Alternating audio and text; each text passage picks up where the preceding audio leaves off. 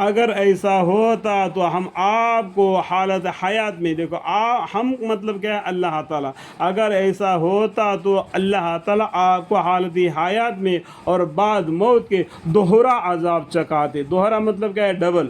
ٹھیک ہے، پھر آپ ہمارے مقابل میں کوئی مددگار بھی نہ پاتے. اللہ تعالیٰ نے احسان کیا ہم پر، ہماری امت پر، کہ ہمیں کافروں کی تدبیروں سے بچا کے ہدایت کے اوپر چلنے کی توفیق عطا فرمائی. الحمدللہ رب العالمین. اور یہ لوگ اس سرزمین سے آپ کے قدم ہی اکھاڑنے لگے تھے. اللہم اغفر. یہاں پر فائدہ نمبر جو لکھا ہوتا ہے نا، وہ دبی معنی ہوتا ہے، وہاں پر پڑھنے سے آپ کو معنی معلوم ہو جائے گا. ٹھیک ہے، تاکہ آپ کو اسے نکال دے. اگر ایسا ہوتا، اگر وہ لوگ اس طریقے سے کوشش کرتے، اگر مان لو ایسا ہوتا تو آپ کے بعد یہ بھی بہت کم ٹھہرنے پاتے. اللہ تعالیٰ ان کافروں کو بھی زیادہ دن رہنے کا موقع نہیں دیتے. اللہم اغفر لی، اللہم اغفر.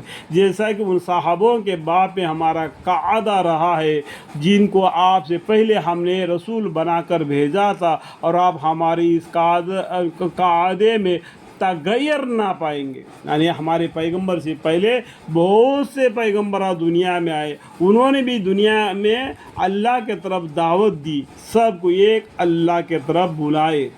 ٹھیک ہے، یہ جیسا کہ ان صحابوں کے باب میں ہمارا قاعدہ رہا ہے، جن کو آپ سے پہلے ہم نے یعنی اللہ تعالی نے رسول بنا کر بھیجا تھا، اور آپ ہمارے یعنی اللہ تعالیٰ کے اس قاعدے میں تغیر نہ پائیں گے. اللہم اغفر، اللہم اغفر.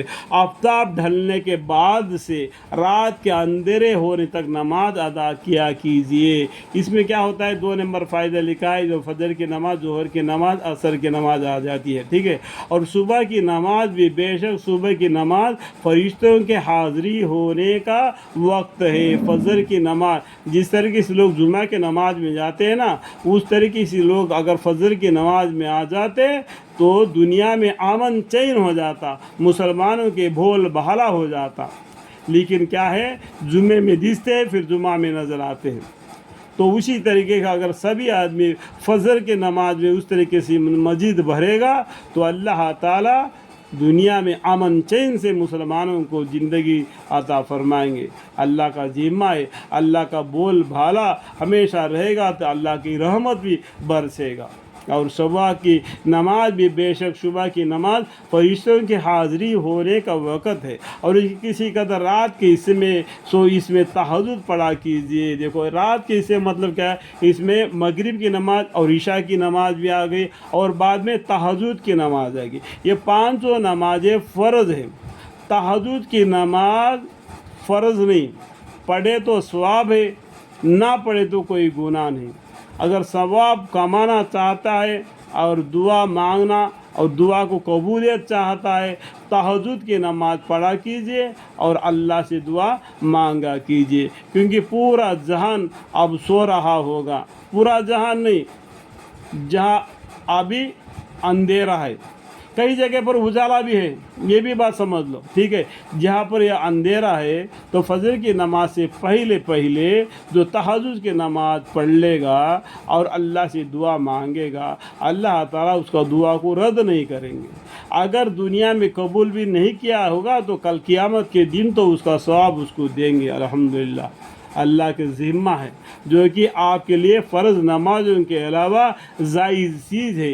امید ہے کہ آپ کا رب آپ کو مقام محمود، دیکھو یہاں پر 4 نمبر فائدہ ہے. مقام محمود کا مطلب کیا ہے؟ کل قیامت کے دن پیغمبر صلی اللہ علیہ وسلم کا کرسی جہنم کے طرف بیٹھا ہوں گے، اللہ تعالیٰ جنت کے طرف بیٹھیں گے. تو پیغمبر صلی اللہ علیہ وسلم کو اجازت ہے کہ بندوں کے بارے میں اللہ سے مغفرت مانگنے کا.